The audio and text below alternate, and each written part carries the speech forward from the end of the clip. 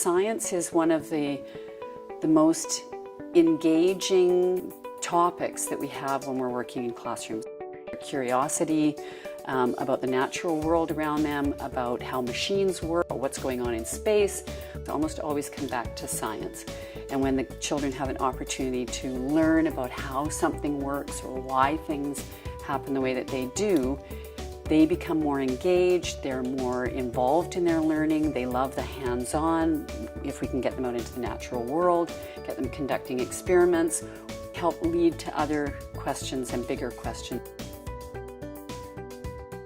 The students' interests and their fascination with technology, that's what fuels my passion for teaching science. She would probably explain why I'm so big with open learning systems like we have Blackboard and Moodle. It's a wonderful platform because it's something that's data warehoused by Manitoba Education. So all the resources are there. So I blog a question and the responses are kept private between teacher and student. And after school, it's something that they can do at home. Aside from that, I tap on their interests, like what do they love to do? They love art, so I embed always art with poster work that we're doing in class. They love dance or performing arts, that's what we also do. Okay, we try and just make sure that science learning is as fun and as engaging as possible.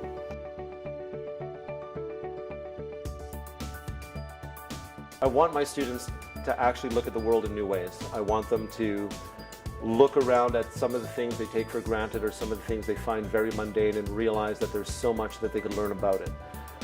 The goal is to make them sort of explorers of their own world, or at least to give them confidence in trying new things.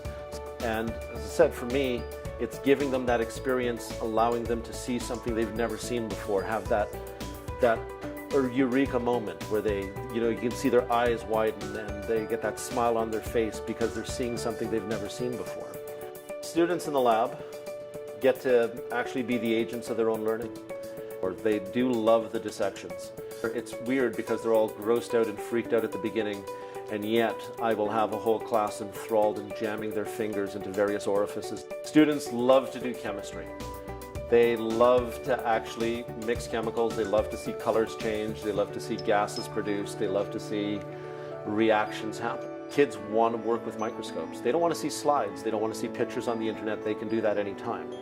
They want to actually work on the microscopes and they want to see it with their own eyes. We're nowhere near knowing everything, and we need people who are interested in being engaged in investigating them.